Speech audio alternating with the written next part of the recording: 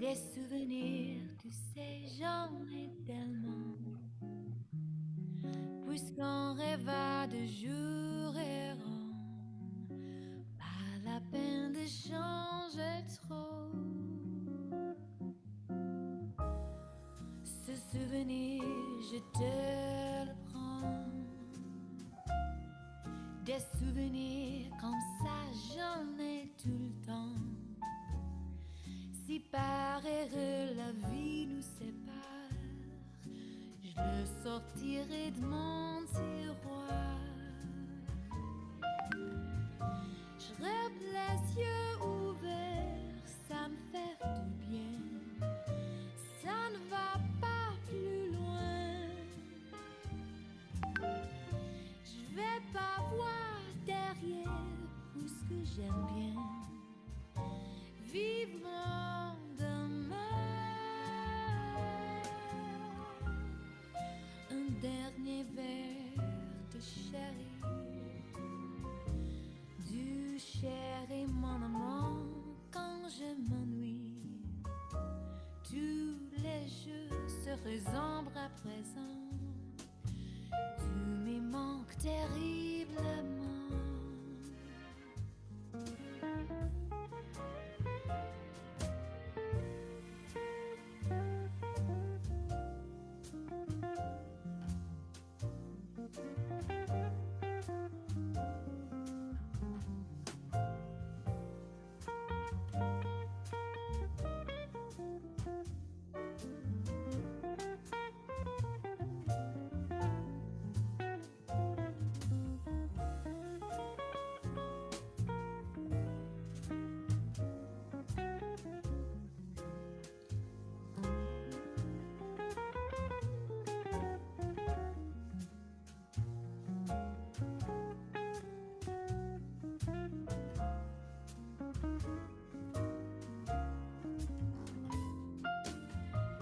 Je rêve les yeux ouverts, ça me fait du bien.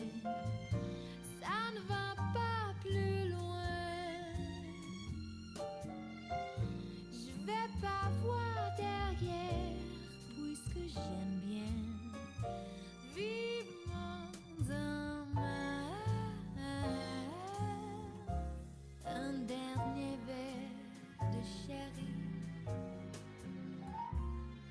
du chéri mon amant.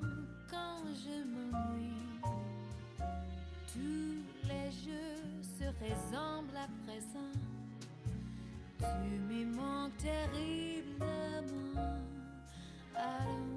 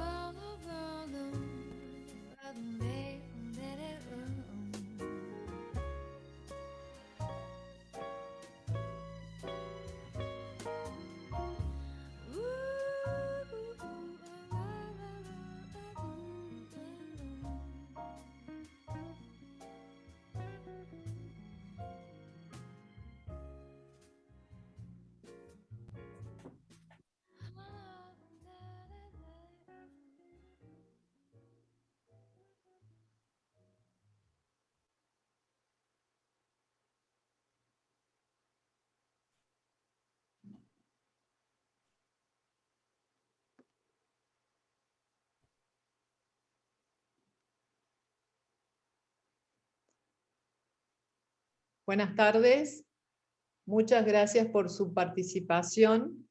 Como representante de la Cámara de Comercio Exterior de Córdoba, quiero agradecer muy especialmente a Mon Group que nos brinda la oportunidad de llevar adelante este seminario Doing Business in Uruguay. El mismo responde a la visión estratégica de CASEC de acompañar el proceso de internacionalización de las empresas socias. Tenemos previsto dar continuidad a esta acción con otros eventos donde se abordarán distintas temáticas y mercados. Pueden hacer preguntas por el chat. Una vez que finalicen las exposiciones, serán respondidas. Le cedo la palabra a Martín Echeverri, socio de Mon Group Uruguay. Gracias, Martín.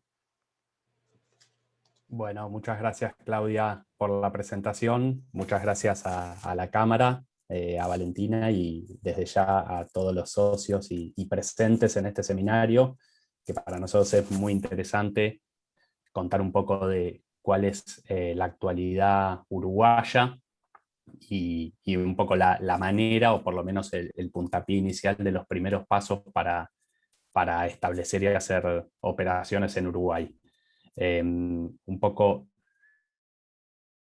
nuestra idea central para este seminario y rápidamente ver, vamos a hacer una pequeña puesta en contexto sobre el país, luego lo central que es cómo hacerlo y las distintas estructuras jurídicas, pasando muy sintéticamente por ellas, sí profundizar un poquito más en cuál es el sistema tributario imperante con los impuestos directos e indirectos. Les contaremos brevemente nuestros servicios y luego, como dijo Claudia, a todos aquellos que quieran ir haciendo preguntas por el chat, podemos sintetizarlas y avanzar sobre las respuestas.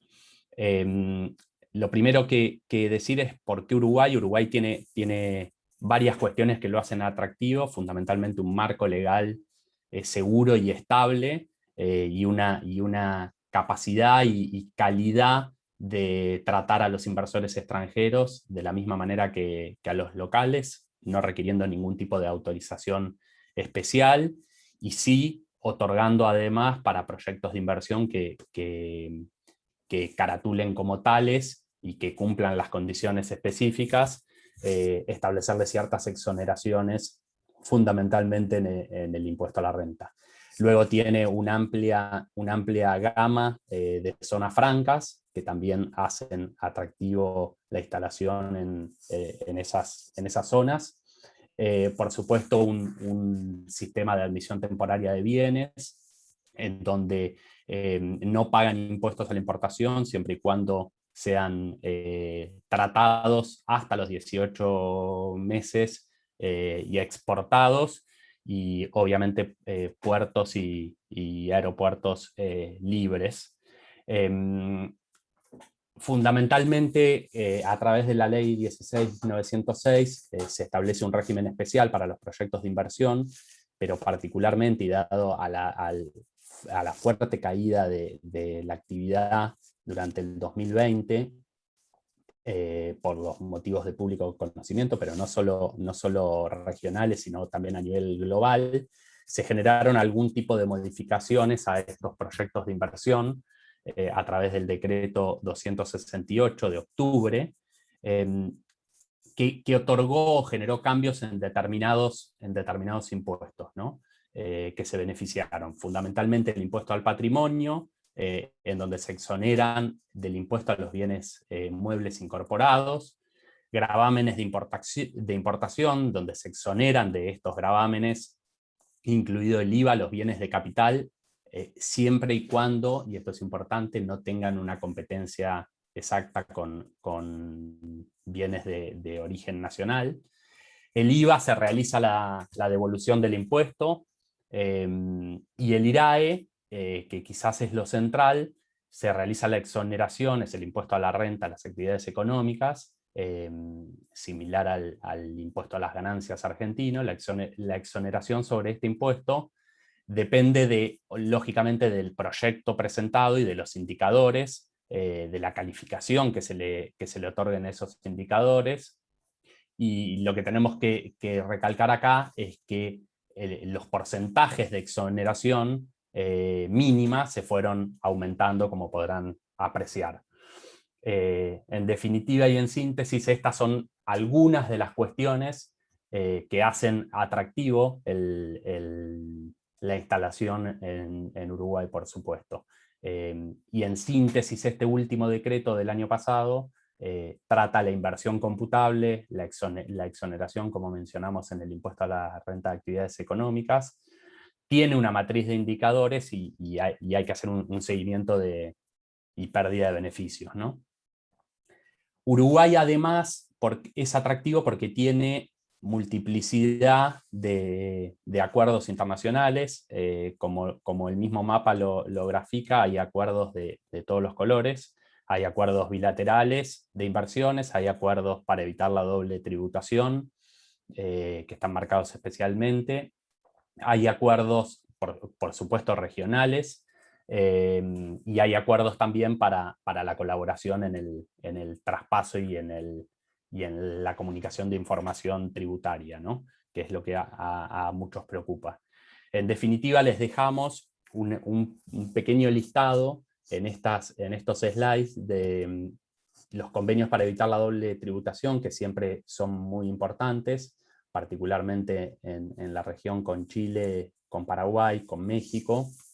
Y por otro lado, en cuanto a los acuerdos de intercambio de información, podrán apreciar ahí que se encuentra Argentina. Esto, lógicamente, que hay con muchos países y viene de normas internacionales de control de lavado, pero fundamentalmente esto no funciona automáticamente, se contrapone con el secreto bancario existente en Uruguay, pero es importante tenerlo en cuenta para un caso puntual en donde haya una autoridad administrativa argentina que solicite algún tipo de información a un organismo público o fundamentalmente a la DGI, que es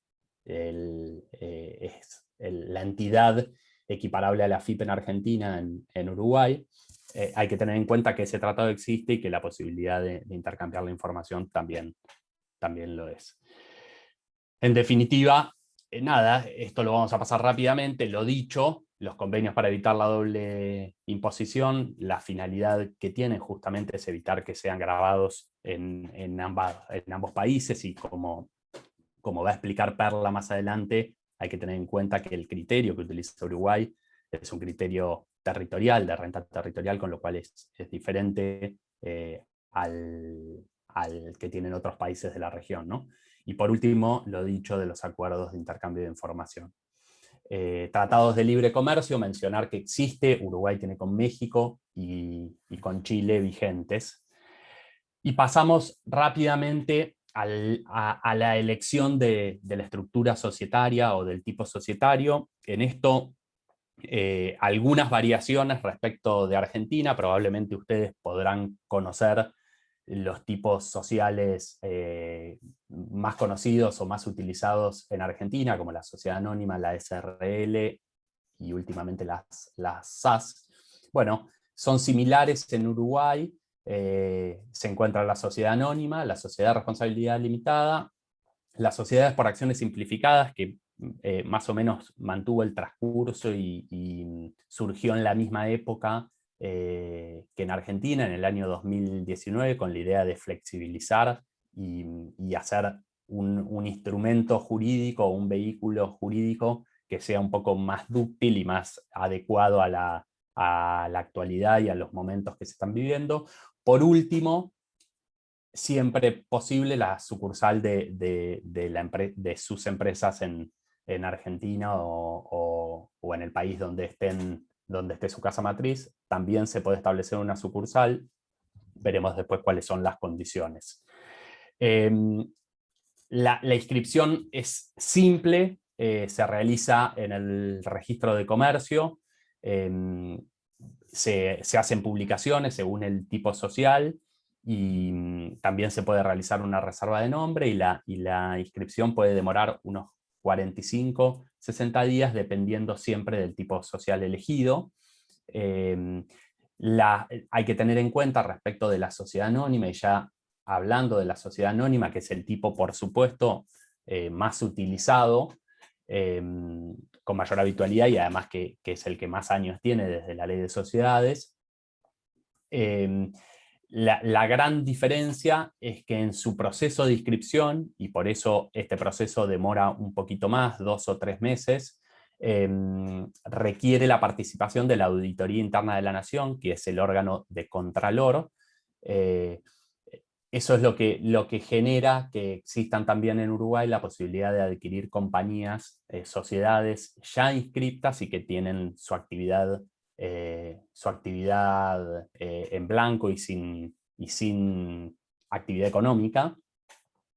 Básicamente el proceso requiere de la inscripción en la Auditoría Interna de la Nación, luego la inscripción en el Registro de Comercio, y finalmente se obtiene el RUT, que es similar al QUIT Argentina. En la DGI se inscribe en el BPS, que es similar al ANSES, es el Banco de Previsión Social y que maneja la seguridad social, y finalmente si desea tener trabajadores en el Ministerio de Trabajo. La sociedad anónima tiene que tener como mínimo 2 socios en el momento de su constitución, y esto es una diferencia con Argentina, porque posteriormente la sociedad anónima puede funcionar válidamente con un solo socio.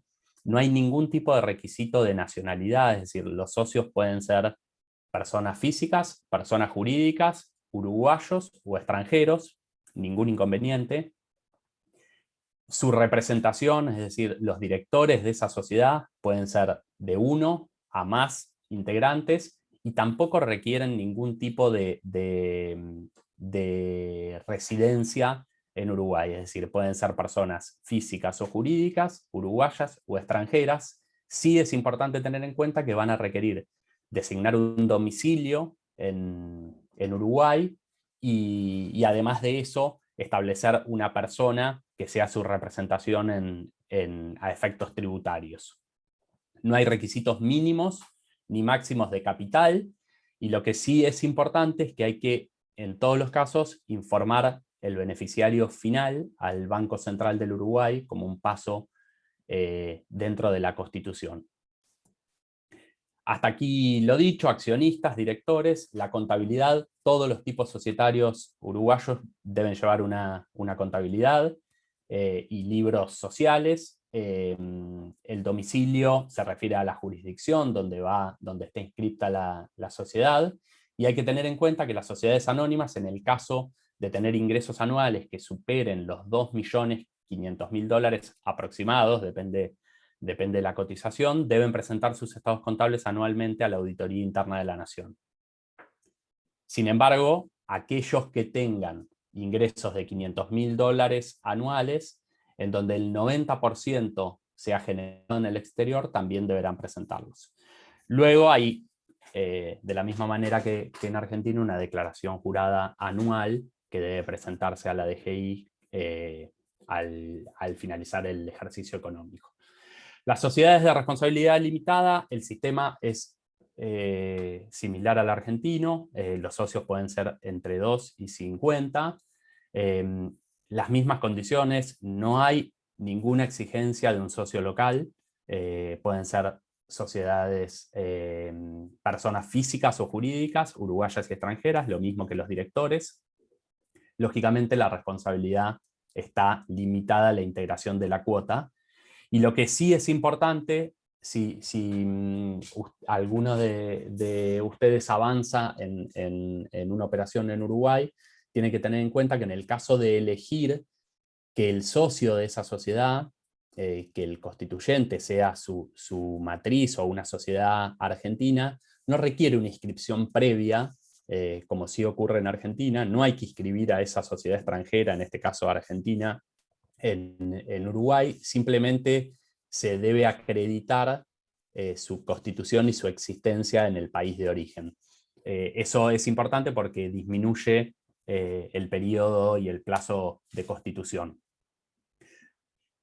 Por último, mencionar las sociedades por acciones simplificadas que fueron dictadas por ley 19.820 en septiembre del 2019, son muy recientes. Tengan en cuenta que ni bien comenzó la implementación de estas sociedades, comenzó el problema de la pandemia, con lo cual hay algunas cosas que están implementándose, pero están funcionando muy bien.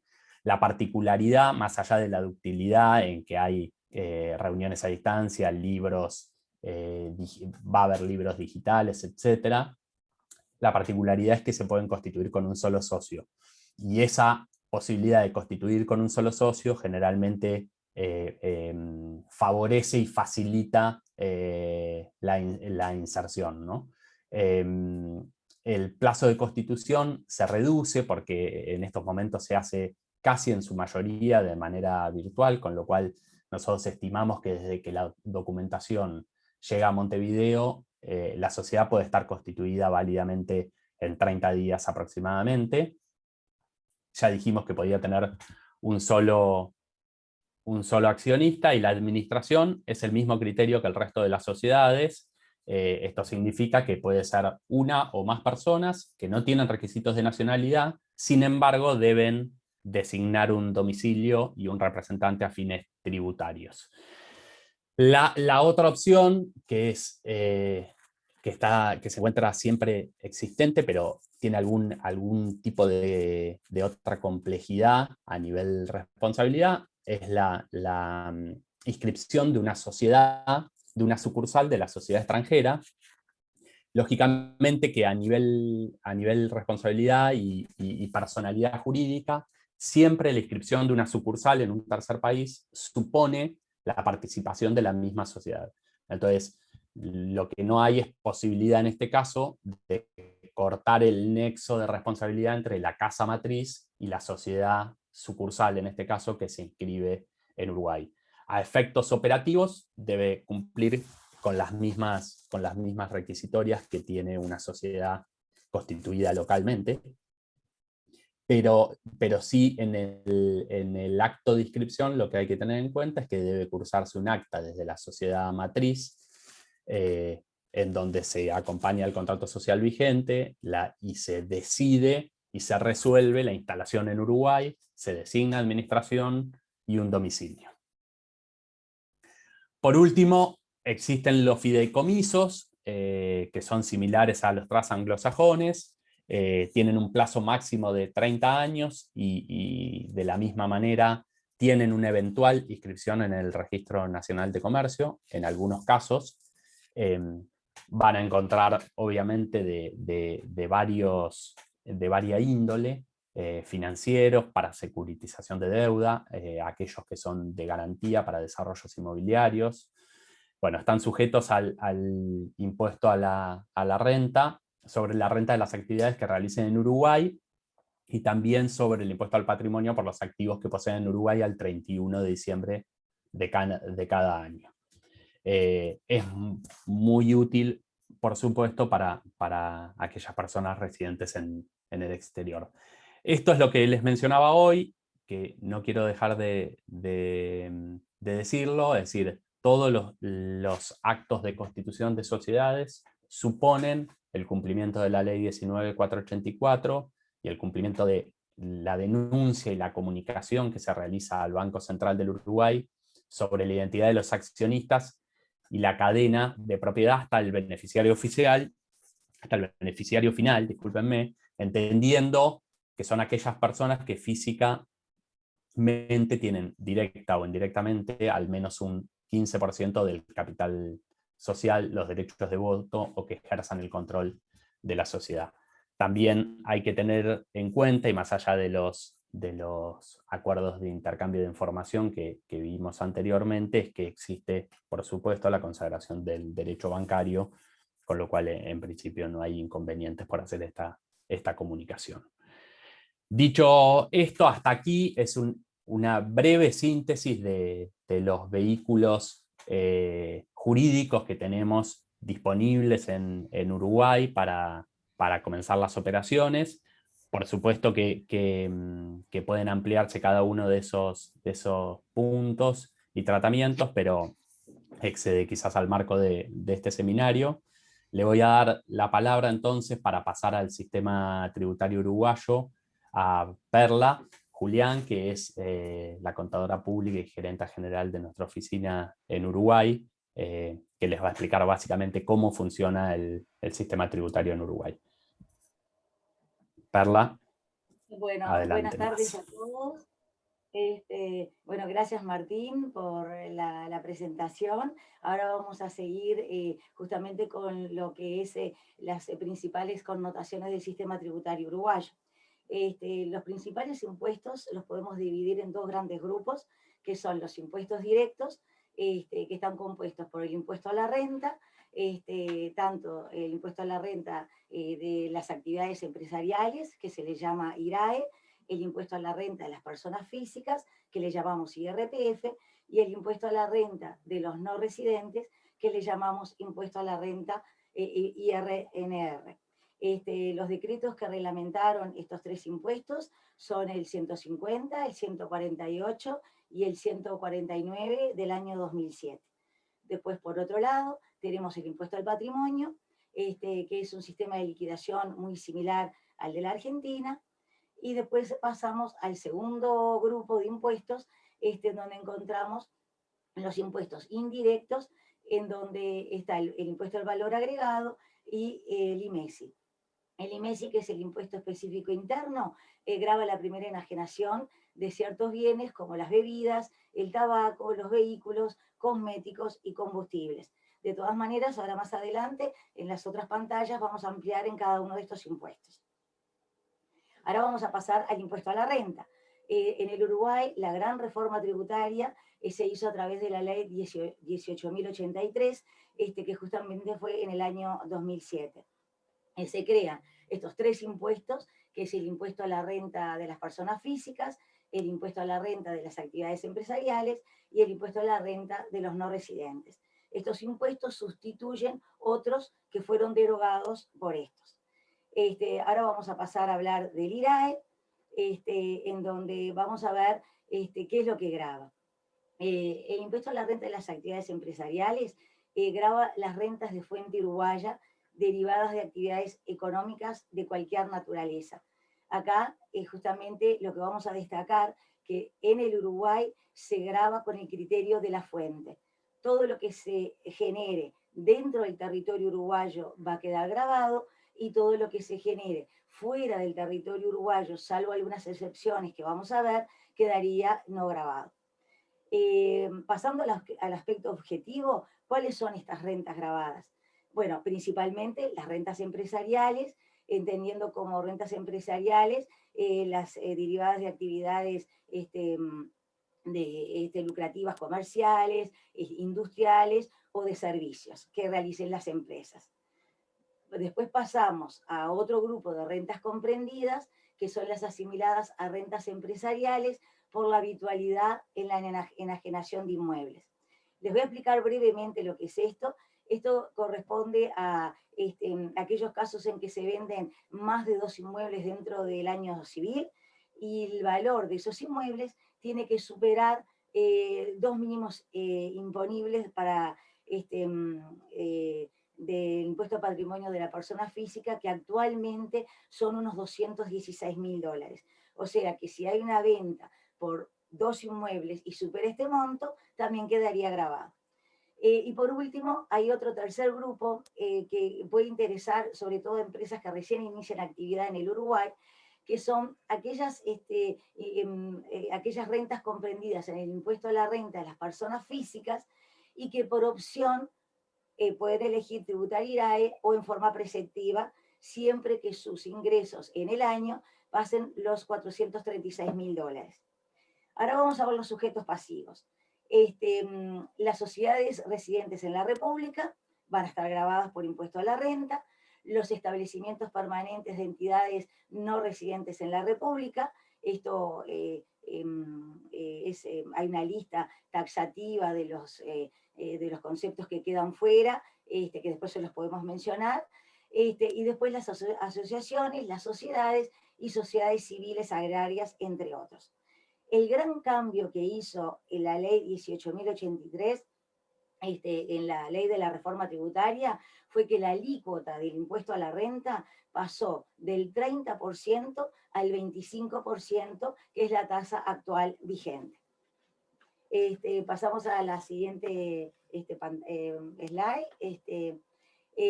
Bueno, el régimen tributario uruguayo, que se basa en el principio de la territorialidad, justamente es que tenemos que tener el concepto fundamental de que se pagan impuestos por las actividades desarrolladas dentro del territorio uruguayo. Es criterio de la fuente.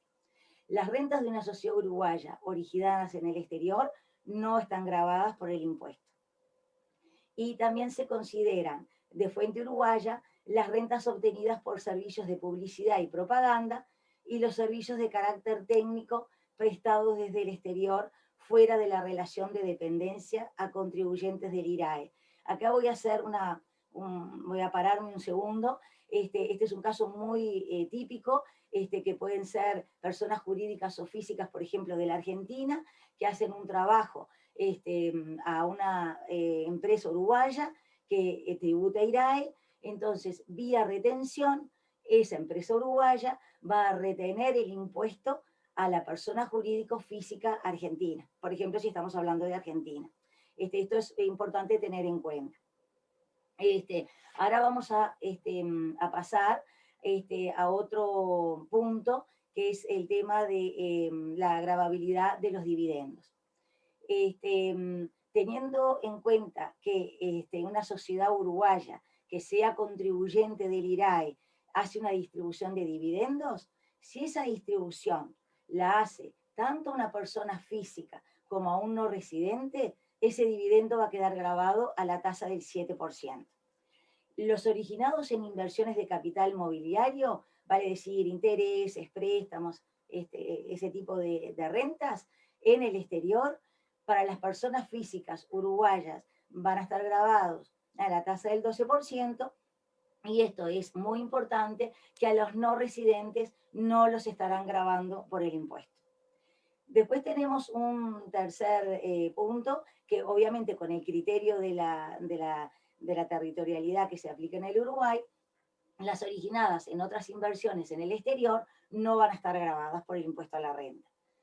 El cuarto punto, lo que agregamos es que existen algunas sociedades personales, como por ejemplo pueden ser sociedades de responsabilidad limitada, que mencionó Martín en la presentación, en las slides anteriores, y empresas unipersonales que, si en el ejercicio en donde hacen la distribución a sus accionistas, sus ingresos no superan los $436.000, esa distribución va a quedar exenta.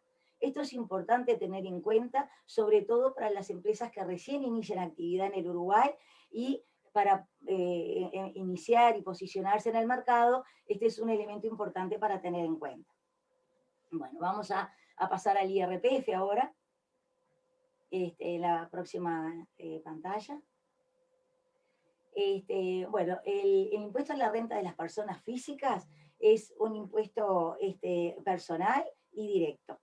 Grava a las rentas obtenidas por personas físicas residentes, y acá tenemos que dividir este impuesto en dos grandes categorías: las rentas de capital, que le llamamos categoría 1, y las rentas de trabajo, que le llamamos de categoría 2. Las rentas de categoría 1 básicamente corresponden a los rendimientos de capitales inmobiliarios y mobiliarios. Por ejemplo, un rendimiento capital inmobiliario puede ser un arrendamiento, y un rendimiento de capital mobiliario puede ser un interés por una colocación o por un préstamo. Este IRPF se paga desde el primer peso, y es por eso que no reconoce el mínimo no imponible. Pero por otro lado, el otro grupo de rentas de trabajo, que es la categoría 2, que básicamente abarca los ingresos por trabajo en relación de dependencia, el trabajo de profesionales independientes fuera de la relación de dependencia, y las jubilaciones. Esta sí se maneja con un mínimo no imponible y aplica alícuotas progresivas que van del 0 al 36%. Habitualmente a un salario o renta media estaríamos en una escala de un 14%, entre un 12 y un 14%. Vamos a ver cómo se obtiene la residencia fiscal uruguaya, que es muy importante. Es un tema que se ha hablado mucho en el Uruguay este último año, porque han habido algunas modificaciones. Cuando el no residente o el extranjero no requiere una permanencia mínima en el país, alcanza con tener una inversión en inmuebles de $1.750.000 aproximadamente, o un emprendimiento productivo declarado de interés nacional por la Ley de Promoción de Inversiones de $5.250.000 aproximadamente. Esto varía porque depende de la cotización, obviamente. Después, con presencia mínima de 60 días, este decreto comenzó a regir a partir de julio del año 2020, bueno, con algunos cambios de leyes y decretos que rigen en el Uruguay, específicamente o especialmente por la pandemia, es que alcanza con esa permanencia de 60 días y teniendo un bien inmueble de aproximadamente $380.000 o un emprendimiento productivo de aproximadamente $1.630.000 y que genere, esto es importante, 15 puestos de trabajo. Y también el proyecto tiene que estar promovido por la ley de inversiones. Vamos a pasar a la siguiente. En cuanto al tax holiday, a lo largo de todos estos años, acá se citan el 2011, 2012, algunas leyes que establecieron y regularon lo que es la normativa para adquirir la residencia, pero lo que es importante destacar es que en el año 2020 el Uruguay extiende estos beneficios otorgados a los que adquieren la residencia en el Uruguay de un plazo de 10 ejercicios, sumando también el año en que adquieren la residencia fiscal en el Uruguay. Esto es importante, ¿por qué? Porque los residentes en el Uruguay, por ejemplo, para las colocaciones en el exterior, para una renta originada por ese concepto, pagan un 12% por concepto de impuesto a la renta de personas físicas. Pero en este caso, si entramos dentro de lo que es el tax holiday, por ejemplo, para un argentino, durante 10 años y más el año en que adquiere la residencia, va a quedar no grabado porque va a quedar asociado al impuesto a la renta de no residentes y por lo cual no va a quedar grabado por ningún impuesto. Esto es muy importante y esto ha tenido mucha acogida en este último año, especialmente de argentinos. Bueno, vamos a pasar a una aclaración que sí quiero hacer, es que el hecho de adquirir la residencia fiscal en Uruguay no quiere decir que se pierda la residencia fiscal en otro país, ¿sí? O en Argentina puntualmente, si la persona es argentina. En cuanto al impuesto a la renta de no residentes, este impuesto grava las rentas provenientes de fuente uruguaya obtenidas por personas físicas o jurídicas no residentes y sin establecimiento permanente. ¿Por qué esta aclaración? Porque recordar que si se constituye establecimiento permanente en el Uruguay, entonces ese EP pasa a tributar impuesto a la renta de las actividades empresariales. La renta de fuente uruguaya para no residentes básicamente son las rentas de actividades empresariales, las rentas asimiladas a la enajenación habitual de inmuebles, siempre que no se configure P, como ya dijimos, las rentas correspondientes a servicios personales prestados por personas físicas no residentes en relación de dependencia respecto a entidades residentes. Acá voy a hacer una aclaración, es que este impuesto habitualmente y en la mayoría de los casos se tributa a través de un agente de retención en el Uruguay que siempre, o casi siempre, por no decir siempre, es la empresa jurídica, la persona jurídica uruguaya que paga, al momento de pagar, hace la retención del impuesto. Este impuesto se liquida el 31 de diciembre de cada año y las alícuotas oscilan entre el 7 y el 12. ¿Por qué? Porque el 12 es la tasa genérica y el 7% es en el caso, por ejemplo, que vimos en las pantallas anteriores, en el caso de distribución de dividendos a no residentes, que se grava el 7%. Bueno, vamos a pasar a la próxima. El impuesto al patrimonio de las personas jurídicas es muy similar, acá en Uruguay es muy similar a la forma de liquidación en la Argentina, y grava el patrimonio neto fiscal de bienes y derechos situados, colocados o utilizados económicamente en el país. Hay que recordar que es la foto del patrimonio a ese día, al 31 de diciembre. No importa lo que pasó hasta el 30, no importa lo que va a pasar a partir del 1.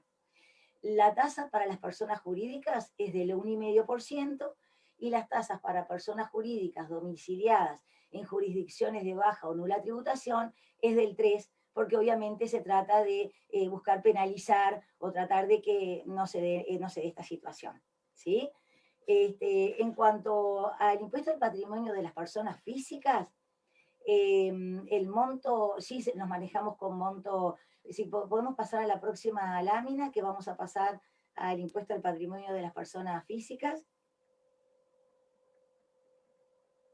El impuesto al patrimonio sí tiene un mínimo no imponible, que es de $115.000 cuando se liquida por persona física aproximadamente, y las franjas van del 0,2 al 0,5%, dependiendo el valor del patrimonio. Y la fecha de liquidación, como ya vimos, es el 31 de diciembre de cada año, ¿sí? Ahora vamos a ver un cuadro que es a veces útil que está en pesos uruguayos, que si vemos en la segunda parte del cuadro que dice restantes contribuyentes, en donde son las personas físicas y los núcleos familiares, eso es para personas físicas uruguayas, que va de la tasa del 0,2 al 0,5, o sea, este sería el cuadro para liquidar el impuesto al patrimonio para personas físicas, y arriba para no residentes. Como vemos, las tasas varían con respecto a personas físicas residentes, ¿sí? Ahora vamos a ir a al próximo slide. Bueno, el IVA grava la circulación interna de bienes, la prestación de servicios dentro del territorio uruguayo, recordar criterio de la fuente, seguimos con criterio de la fuente, y las importaciones de bienes. El sistema de débito y crédito permite al contribuyente descontar el IVA que pagó. ¿Qué es esto? Obviamente que genero un IVA ventas, voy a generar un IVA compras, y el neto de esas dos operaciones es lo que voy a resultar pagando mensual, o se puede acumular también o en el mes que corresponda. Tenemos dos tasas, la tasa básica, que grava la mayoría de los bienes y servicios, y la tasa reducida, que se aplica específicamente para algunos ítems, algunos artículos que pueden ser los servicios de salud, la medicina, hoteles, entre otros. Y después hay otros productos que están exonerados, como pueden ser los libros, los diarios, las exportaciones, porque obviamente ese producto va al exterior de la República y no está gravado por IVA, y se puede recuperar por crédito fiscal. Brevemente, este sistema de recuperación es muy importante porque muchas veces este crédito puede quedar mucho tiempo, pero por esta vía de la recuperación, financieramente la empresa no se perjudica. Los regímenes especiales es que básicamente vamos ahora a mencionar las zonas francas, son áreas dentro del territorio nacional de propiedad pública y privada, y que están delimitados y que los determina el Poder Ejecutivo, en donde tienen exoneraciones muy importantes que vamos a ver ahora y que están reglamentadas por la ley 15.921 y decretos y otras leyes que modificaron esa ley principal. Acá tengo que hacer una aclaración. La ley de zonas francas hace muchísimos años que está en el Uruguay y no ha tenido grandes cambios, salvo algunas modificaciones exigidas por la OCDE. Entonces, esto se hace muy atractivo para invertir acá en Uruguay porque el régimen es, o sea, es seguro, no cambia y tenemos una permanencia en el tiempo. Bueno, dicho esto, el Uruguay tiene 11 zonas francas acá en el Uruguay. Lo digo esto rápidamente, hay dos para la producción de celulosa, dos edificios habilitados para prestar servicios dentro de la ciudad de Montevideo, y otras zonas francas que se distribuyen en todo el país, que es para actividades industriales, logísticas, distribuidoras, laboratorios, etc. Vamos a ver cuáles son estos beneficios.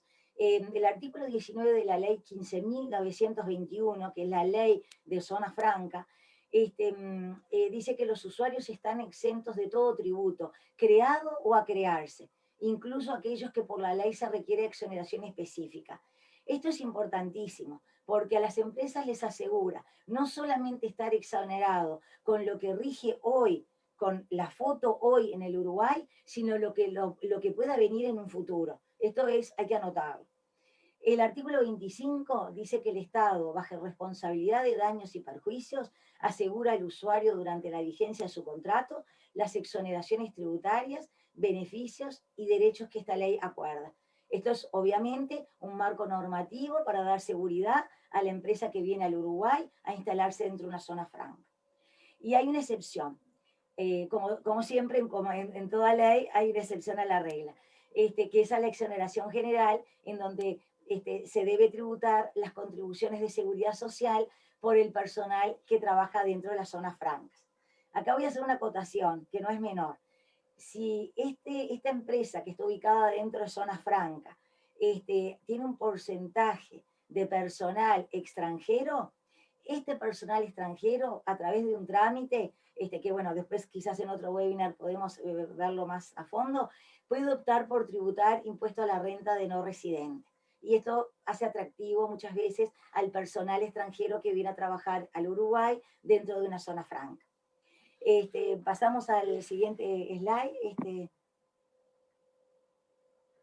Acá puede ser útil, tenemos un listado de zonas francas en el Uruguay, dónde están ubicadas, y bueno, básicamente se distribuyen de acuerdo a lo que decía anteriormente, si son industriales, de servicios, logísticas, o bueno, o la actividad que se tenga que desarrollar.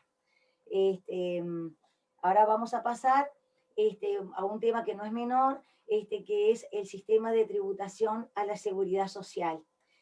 Cuando una empresa llega al Uruguay, debe tener en cuenta qué costo tiene la empresa como aporte patronal y cuál es la deducción que se le debe hacer a su personal dependiente en lo que se llaman los aportes personales, ¿sí?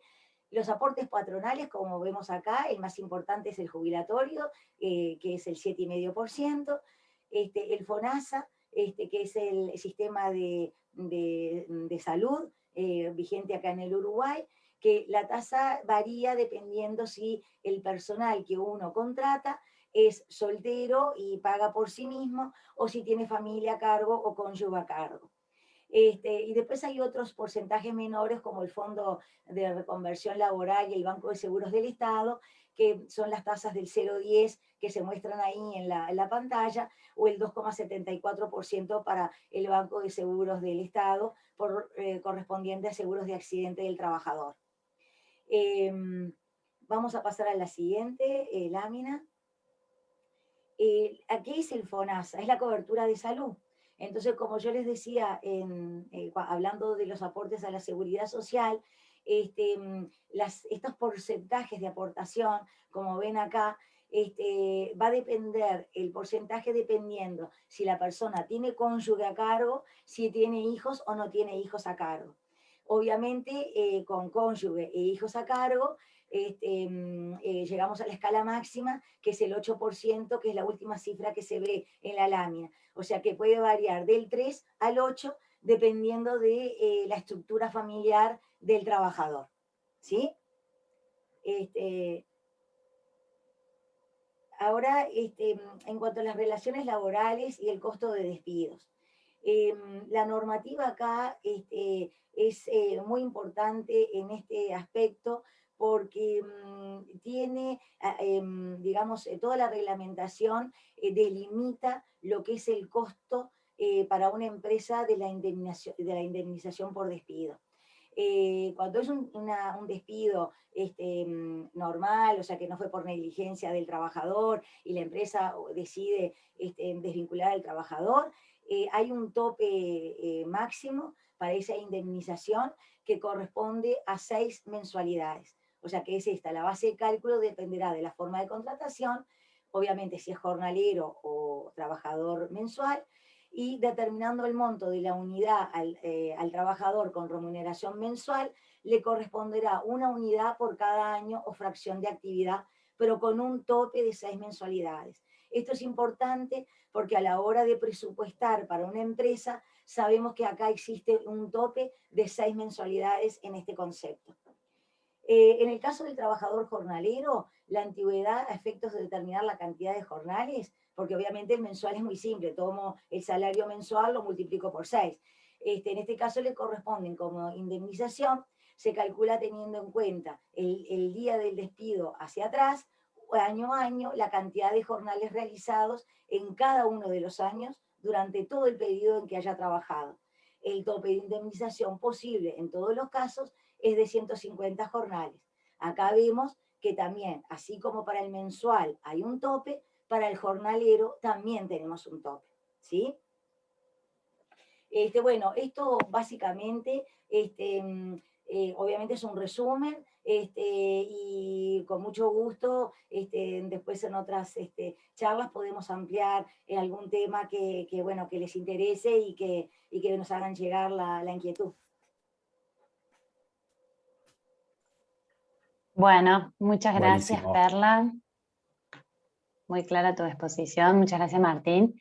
Invitamos a las empresas a que hagan las consultas que tengan por el chat. Voy a empezar a leer algunas y bueno, vamos contestando.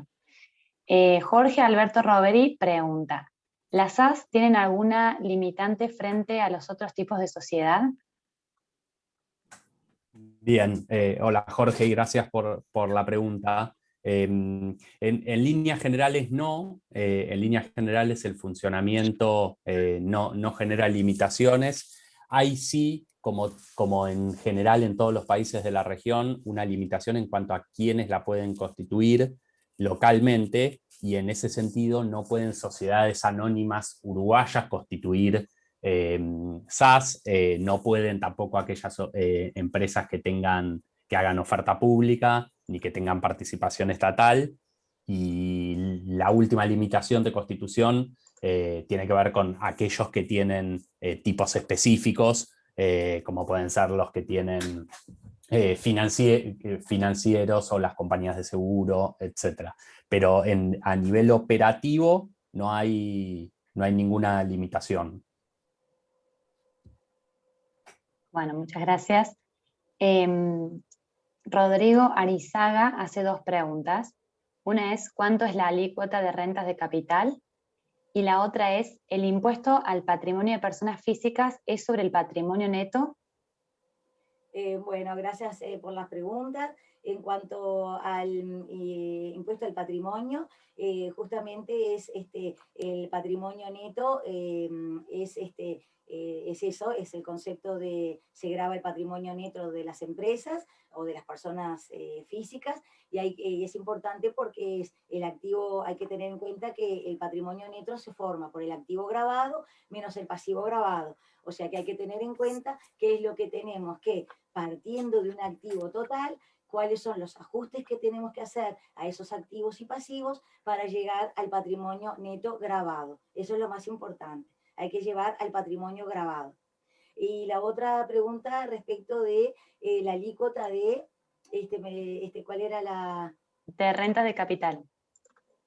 Las rentas de capital, cuando hablamos de impuesto a la renta de las personas físicas, dentro de la categoría 1, la tasa es del 12%. Perfecto. Freddy Isaac Pasek dice, las marcas registradas en Chile y que sean de un servicio prestado a empresas, no de producto, ¿podría tener vigencia o ser precedente en algunas circunstancias en Uruguay o hay que hacer todo el trámite de nuevo? Y pregunta también cuánto tiempo se demora en tener los certificados de propiedad y derechos adquiridos. Bien. Sí, ahí el trámite de registro en marcas es de la misma manera que en los otros países. Hay que efectivamente registrarla para hacerla valer en Uruguay. Y bueno, los plazos no los tengo acá previstos, pero te los podemos hacer llegar rápidamente. Generalmente son procesos que son largos porque prevén oposiciones, ¿no? La posibilidad de oposiciones, pero te los hacemos llegar, Freddy. Perfecto. Martín Omar Yapur pregunta sobre el decreto 268/020, que no le quedó claro en qué casos es la exoneración del IARE.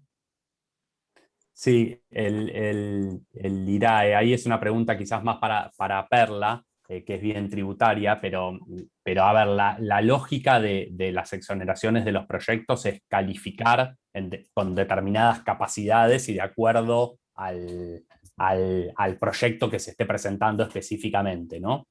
No sé, Perla, si vos podés clarificar algo al respecto. Le voy a ampliar un poco la pregunta, gracias Martín, porque efectivamente acá lo más importante es que cuando se presenta un proyecto de inversión, lo hacemos a través de ciertos indicadores. Hay una matriz que se forma que puede ser a través de empleo, o sea, aplicación de empleo, o por inversiones, o por innovaciones tecnológicas, o sea, se puede ir por varios conceptos a presentar un proyecto de inversión. Entonces, dependiendo los ítems que incluye ese proyecto de inversión, la COMAC, que es el organismo regulador de proyectos de inversión acá en el Uruguay, va a determinar, va a ser un ponderador de esos ítems y los va a poner dentro de una matriz y le va a sacar un porcentaje o una cifra ponderada, y a través de esa ponderación se va a decir, bueno, este proyecto puede exonerar IRAE por 4 años, por ejemplo, el 20% del IRAE. Capaz que se hizo un proyecto un poco más ambicioso y genera muchos empleos y la inversión es muy importante y es un proyecto a largo plazo, ahí la exoneración puede ir a un porcentaje máximo en cuanto a la tasa, que es del 30%, y también se amplían los plazos. Entonces, como la exoneración es, digamos, va asociado al tipo de proyecto que se presente. No sé si contesté la duda, la pregunta de esta forma.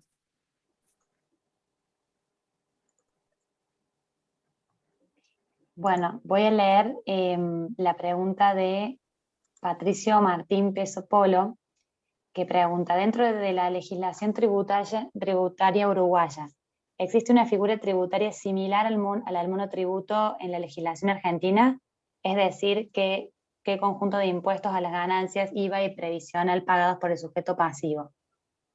Sí, es correcto. El monotributo existe acá en el Uruguay también, pero hay que tener en cuenta que tiene un tope de facturación anual para ser monotributista. Obviamente es un régimen muy beneficioso porque se paga por un único concepto, todo lo que es el IVA, renta, que se paga una sola vez al mes, pero hay una limitante que es el monto a facturar en el año. Entonces, que si mi memoria no me falla, son 305.000 UI, que son aproximadamente $40.000 anuales. Entonces hay que tener cuidado con eso. Sí existe la figura del monotributo, pero hay que tener cuidado de cuánto se estima facturar a través de esa empresa para acogerse al régimen o no. Perfecto. Si van quedando dudas sobre las respuestas, pueden también repreguntarlo por el chat. Voy a leer la pregunta de David Pérez, que dice, si constituye una sucursal en Uruguay y quiero surtir de mercadería inicial a la empresa, ¿la nacionalización es distinta? ¿Tendría alguna diferencia la mercancía de origen nacional argentina o si es de origen de otro país? Bueno, acá esta pregunta son varias en una. Voy a contestar primero lo último. Si entendí bien a lo que apunta la persona que está preguntando, es cuando una mercadería se ingresa desde Argentina, a los efectos aduaneros, viene a través de Mercosur, y el arancel obviamente es cero, paga otros conceptos aduaneros, pero no aranceles, y si se trata de una sucursal, de una persona jurídica cuya casa matriz está en la Argentina, y obviamente tenemos que entender, o supongo, tengo que presumir, de que esa sucursal ya es una persona jurídica uruguaya. Entonces, por lo tanto, puede importar y va a tener que pagar todos los gastos de importación como si fuese una persona jurídica más uruguaya, si se trata de este tipo de sucursal, ¿sí? Exactamente, claro, a esos fines y a los demás, la sucursal inscrita en Uruguay es como una sociedad local, pasa a ser Exacto. como una sociedad local, sin perjuicio de que sea la misma entidad jurídica, ¿no?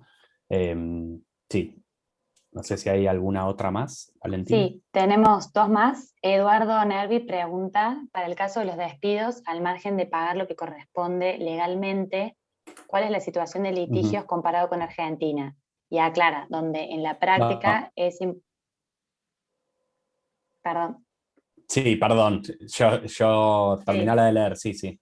Sí. No, ahí, ¿cuál es la situación de litigios comparada en Argentina? La situación de situación de despidos y litigios, lógicamente que la tasa de litigios en Argentina es muy alta y una gran diferencia es mucho menor en Uruguay, pero eso está directamente relacionado con la normativa y un poco lo que explicó hace minutos Perla. En cuanto a la seguridad y a la certeza en el tratamiento de los despidos, ¿no? Fundamentalmente en que está tasado, es que tiene un límite y bueno, y ese límite y tope que se pone en las indemnizaciones por despido, en general evita la imposición de multas, lo que en definitiva ocurre en Argentina, que termina siendo como un círculo vicioso y que termina incrementando la litigiosidad. En la pregunta concreta, es amplio obviamente el mercado como para hacer una comparación de la situación de litigiosidad de ambos países, pero hay menos conflictos laborales que en Argentina desde ya. Perfecto. Y tenemos la pregunta de Fernando Bertorello, que pregunta si la figura del monotributo está habilitada para importar.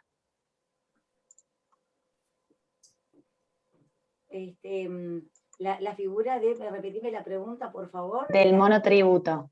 Del monotributo argentino. No, el monotributista está limitado en ese sentido, en ese tipo de operaciones. No tendría las mismas libertades que una empresa como el resto de las sociedades, las personas jurídicas uruguayas. Perfecto. Tenemos una más, dice, si importo mercaderías desde Argentina con el objeto de vender en otro país, la mercadería no ingresa a Uruguay, ¿debo pagar IVA u otro impuesto? Bueno, de Inés. Eso es una pregunta muy interesante, gracias por la pregunta.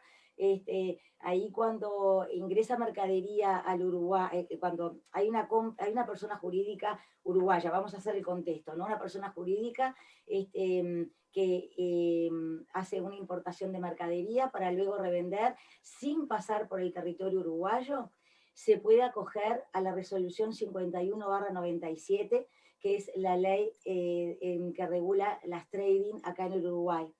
La reglamentación de trading es muy beneficiosa, realmente la alícuota de impuesto a la renta baja muchísimo, es una reglamentación que sería bueno leerla, es la 51/97, en donde lo que se hace, lo digo, digamos resumiendo porque la ley es bastante amplia, se toman el monto total de la mercadería vendida al exterior, menos el costo de esa mercadería, más algunos gastos como puede ser el seguro y el flete, y no más que eso, y se determina una renta bruta. A esa renta bruta se le aplica la tasa del 25%, que es la tasa vigente en el Uruguay, y a eso se le aplica el 3%. O sea que básicamente la alícuota termina siendo muy, muy baja para pagar. O sea que si la operativa de esa empresa es básicamente eso, se compra en el exterior, para el exterior, sin pasar por el territorio uruguayo, les recomendaría este régimen tributario. Perfecto. Bueno, ahí tenemos, si les parece, la última, que ya estamos en horario. Okay. Davis repregunta si, es decir, si quiero enviar a esta nueva empresa, la sucursal, se aplica el arancel Mercosur común. Asumo que de mercancía de fabricación argentina. Ahora bien, ¿qué pasa con la mercadería que ingresa a Argentina de otro país y quiero enviar a Uruguay a esta nueva empresa? Bueno, el tema es que cuando la mercadería viene de Mercosur, bueno, obviamente Argentina está incluida, rigen los acuerdos aduaneros de que no se cobran aranceles. Ahora, si la mercadería viene de otro país, pasa por Argentina y vuelve al Uruguay, hay que tener en cuenta que Argentina ahí queda como país transparente, entonces esa triangulación, digamos, la reglamentación lo que dice es que no se pierde el origen de la mercadería. O sea que si esa mercadería viene de otro país fuera del Mercosur, esa mercadería introducida en el Uruguay no pierde su origen. Eso hay que tenerlo en cuenta.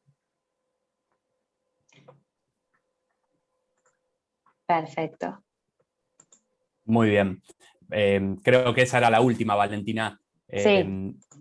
Sí, le quería dar paso, agradecer desde ya la presencia a todos y darle paso a María Elena Mío, que es la gerenta general de Mont Group a nivel regional, que un poco les cuenta brevemente quiénes somos y a qué nos dedicamos. Gracias, Martín. Muchas gracias a todos por la asistencia. Voy a ser muy breve para no alargar. El Grupo Mont está actualmente ubicado en 11 países y uno de ellos es justamente Uruguay. Nuestra manera de colaborar con el empresario es exactamente la misma en todos los países. Pero me voy a enfocar a Uruguay. En el caso que un empresario necesite aterrizar en Uruguay, nosotros como estudio nos encargamos obviamente de constituir la sociedad, de registrarla en el equivalente a la AFIP de ustedes. Nos van a entregar el numerito de la compañía, el Tax ID, que vendría siendo el quit de ustedes, y también preparamos la documentación contable de la empresa. En Uruguay hay que tener presente que desde el día 1 no hay factura electrónica. La factura electrónica, una vez terminado el periodo al 31 de diciembre, se evalúa si la compañía está en condiciones de pasar a factura electrónica, por lo tanto deben tener eso en mente. Y luego nosotros entregamos 2 cuentas de banco, una en moneda local y otra en dólares, ¿ya? Todo eso es el concepto que nosotros damos a constitución de sociedad, o sea, entregamos la compañía 100% operativa. Y luego, para dar acompañamiento a los empresarios en la operación del día a día, tenemos un servicio que nosotros llamamos hosting, y básicamente tiene 4 elementos. El primero de ellos es que les proporcionamos el representante legal en caso de que ustedes no lo tengan, actuamos como un plan B. Lo mismo con el domicilio, si ustedes desde el día 1 no tienen oficina, no tienen una dirección, les proporcionamos nosotros el domicilio legal, llevamos la contabilidad y la administración tributaria. Con eso ustedes ya tienen este acompañamiento, van tranquilos, y a ustedes les permite enfocarse en la gestión comercial que quieran realizar en Uruguay. Tenemos otro tipo de acompañamientos, por ejemplo, un servicio de back office. Si ustedes necesitan tramitar visas, tramitamos sus visas. Si necesitan registrar marcas, registramos las marcas. El servicio de payroll en caso de que ustedes vayan a necesitar contratar a alguna persona en Uruguay. Y eso es básicamente nuestro acompañamiento. Nuestro expertise en cada uno de los países no está en el empresario, digamos, local como cliente. Nosotros principalmente recibimos inversión extranjera. Eso es todo. Nosotros quedamos a disposición cualquier duda, inquietud que tengan, que a lo mejor quisieran una reunión particular para precisar puntos propios de su compañía, no hay ningún problema. Por nuestra parte quedamos a disposición. Muchas gracias a Valentina, a la Cámara de Córdoba, y por nuestra parte quedamos a disposición. Gracias, Claudia, por habernos invitado a esta actividad. Gracias, María Elena. Muchas gracias, Perla, Martín. Y creo que seguramente esta será la primera charla de varias que tendremos a posteriori. Muchísimas gracias a todos los participantes. Muy amable. Bueno, Un buen muchas día. gracias. Muchas gracias a todos.